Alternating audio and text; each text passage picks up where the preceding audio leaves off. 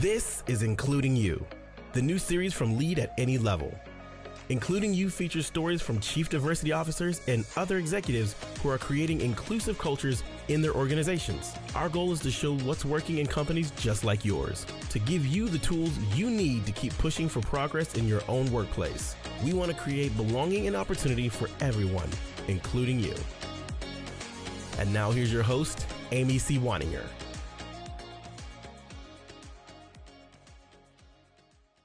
Welcome back to Including You. I'm your host, Amy Waninger. My guest today is Tyeastia Green. Director Green is the executive director for the City of Minneapolis, which employs about 4,500 people locally. Director Green, welcome to the show. Thank you. Thank you for having me. I am really excited to talk to you for so many reasons. A lot of times my guests are in corporate spaces. Sometimes they're non-for-profits or higher education. I think you're the first executive director of a municipality that I've had on the show. And as we were talking before I hit record, I usually start with, why is inclusion such an important topic where you work? I don't think it's hard for our listeners to imagine why the City of Minneapolis would be focused on this right now. But talk to us a little bit about, what is the climate like there right now? What's the local conversation that's happening? Yeah, so the climate is rough. I think that the entire world saw a very public lynching of George Floyd in May of 2020. The climate is rough and people are still feeling the effects or after effects of watching that video and everything that transpired afterward. Then we have the MDHR findings that came out most recently with how the police deal with the Black community. So the climate is rough right now, but it's also ripe with opportunity. And so it is my hope that we can build something together, the community, the enterprise is what we call the City of Minneapolis, and how we relate to one another, how we relate internally, how we relate externally, and making sure that racial justice is the focus, the core focus of what we're doing as a city. Now, you took this job at a particularly difficult time, and I would imagine that you have a lot of work to do, not just in pursuing the work that was already in place probably before you came, but I would imagine that there's a lot of resetting and recalibrating that needs to happen. Can you talk a little bit about, where do you begin when you step into a role like this, a time like this? Yeah, definitely. So one of the things about the City of Minneapolis is this department that I'm in called Race and Equity. Most of the team left. And so me coming into this role, I had to first focus on rebuilding that capacity. Right now we're up to 10 employees. And when I got here, we only had 1 employee. And I take that as a win and figuring out the work that's ahead of us and how we're going to tackle it. But those 10 employees are very new to the city, again, except for 1.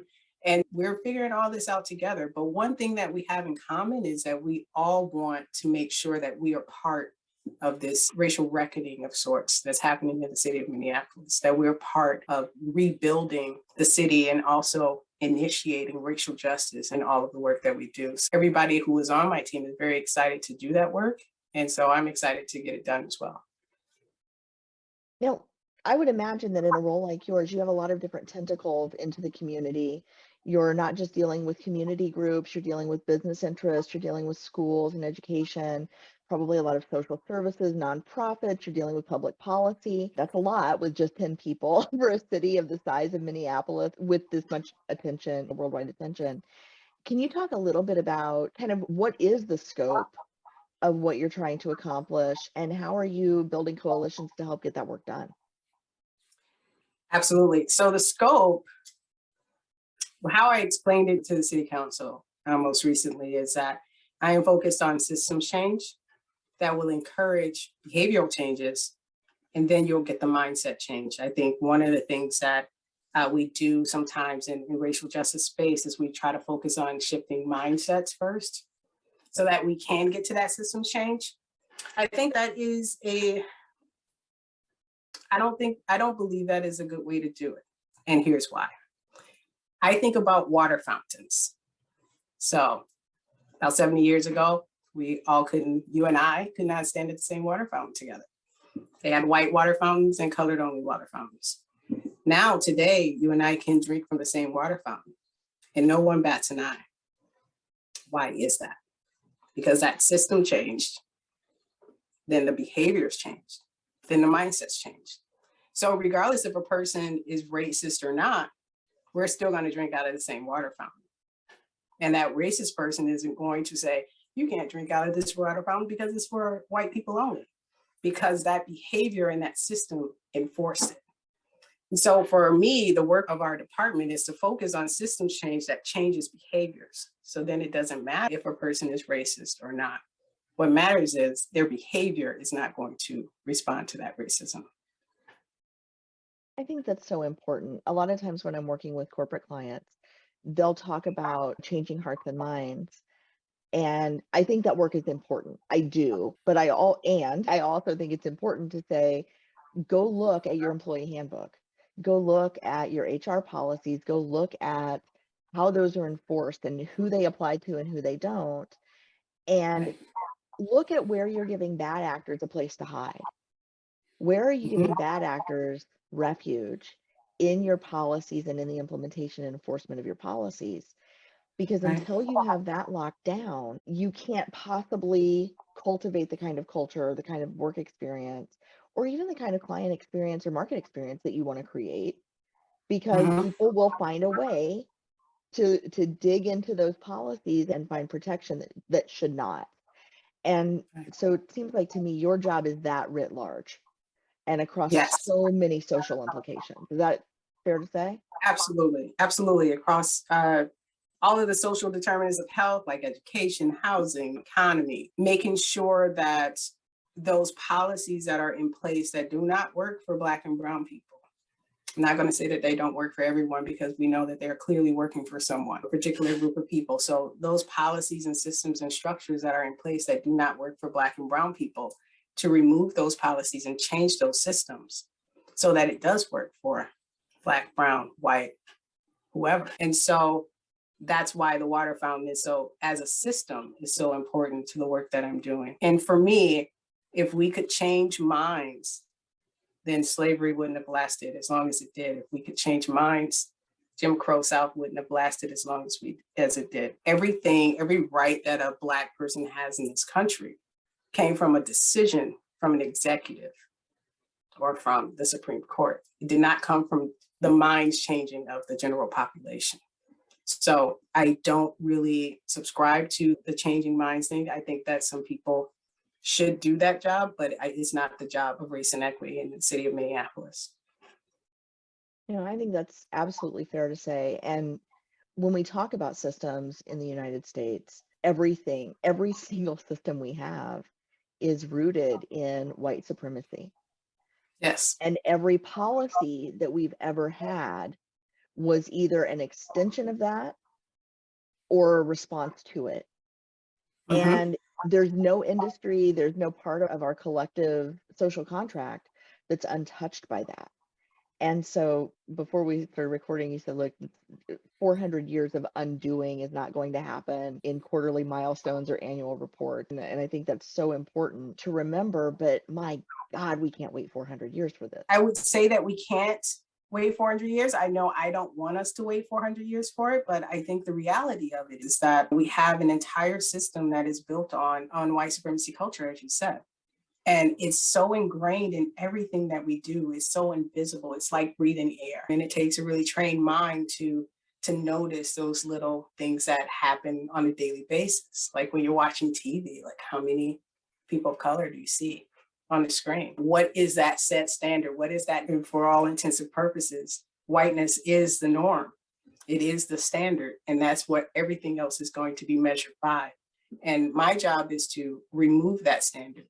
Because what is normal for me is not normal for the next person, not normal for that person. Remove that standard of normalcy so that everybody can show up as their authentic self with all of the gifts that they bring. That's going to take some time because you have a whole bunch of people who believe there is no problem. Slavery ended in 1865.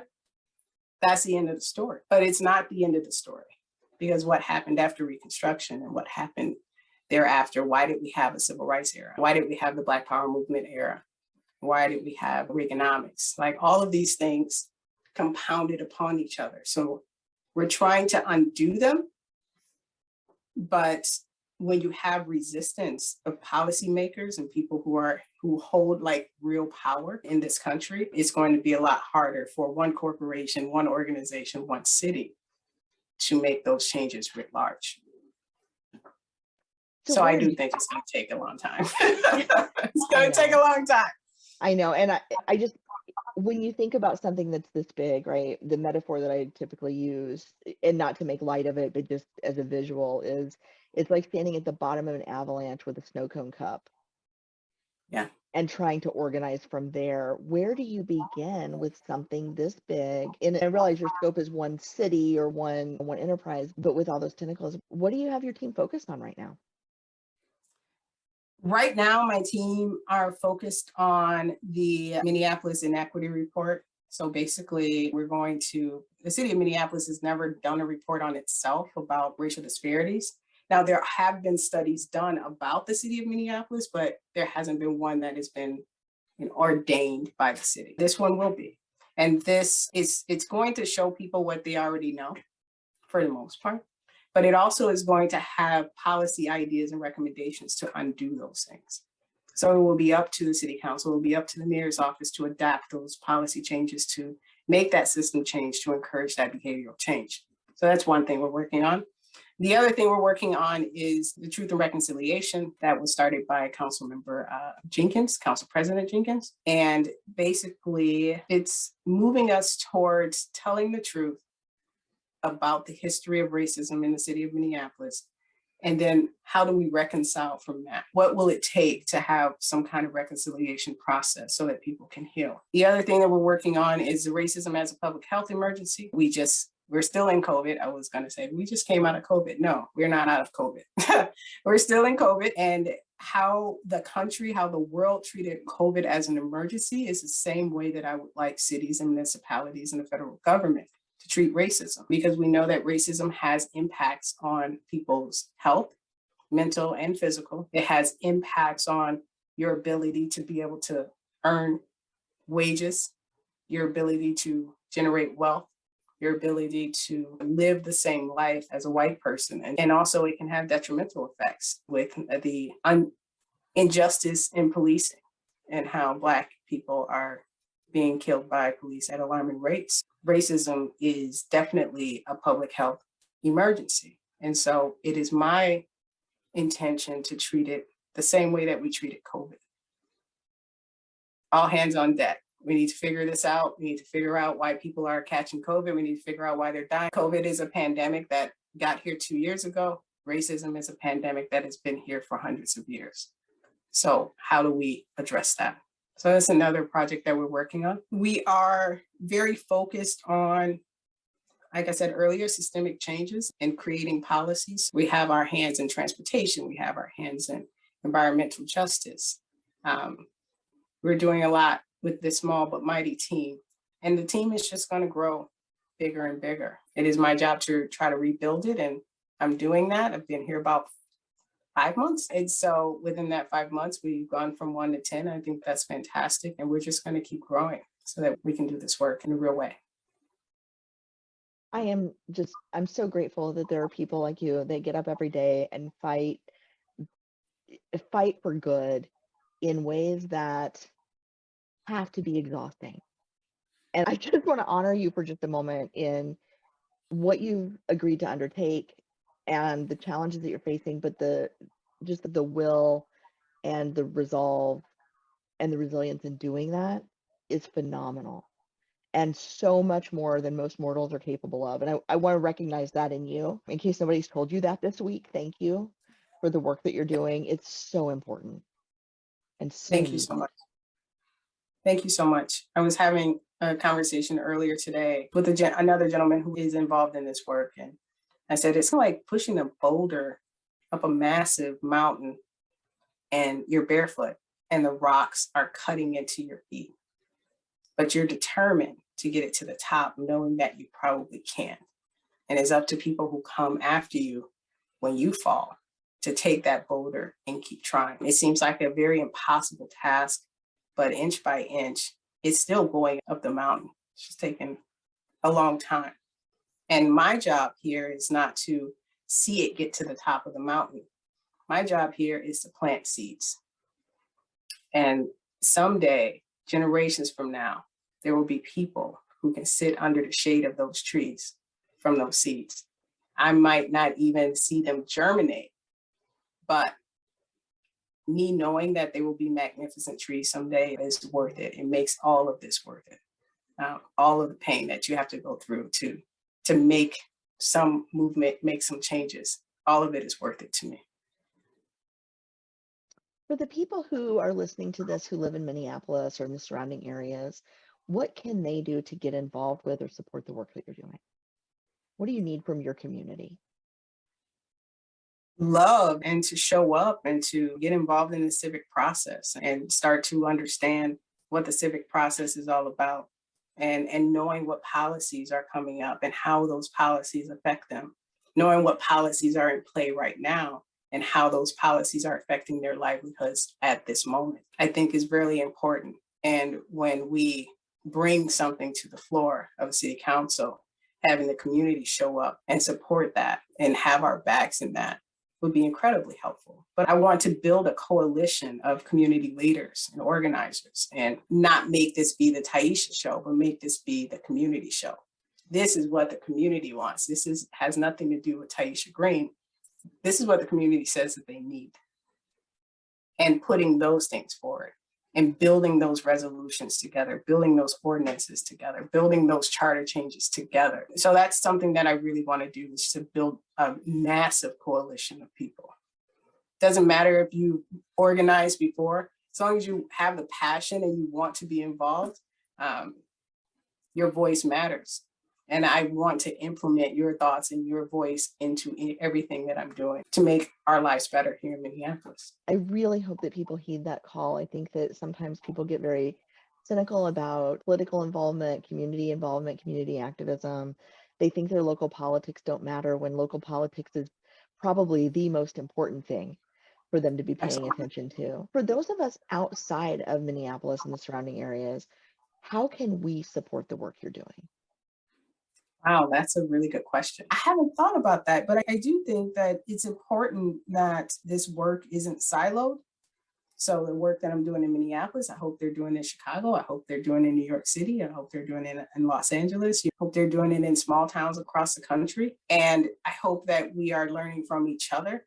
Like, there's some things that I could learn from people in other areas that we can implement here, and vice versa. So the support can look very different and in a variety of ways. It doesn't have to be literally supporting me in the office here in Minneapolis. It could be making sure you're starting some racial justice reforms in the area that you're in. Director Green, thank you so much for your time today, for your candor, and just for the work that you're doing. I really appreciate you taking the time to talk to us and share with my audience all of the amazing and big, important, and possible work that you've undertaken so that you can make it possible. Thank you. Thank you so much. I appreciate it.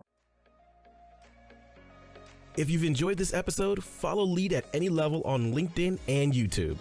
Then join us for Including You video simulcast every Thursday at noon Eastern. Including You can also be enjoyed each week as part of the Living Corporate audio podcast series, available on all major podcast platforms. Learn more at living-corporate.com. Including You is brought to you in part by Lead at Any Level, a boutique training and consulting firm improving employee engagement and retention for companies that promote from within. Lead at Any Level. Leaders can be anywhere and should be everywhere. Learn more at leadatanylevel.com.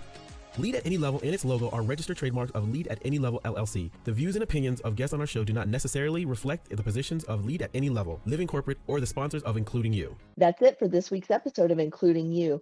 Join me next week when my guest will be Wanda Lee Florestein from gridalternative.org.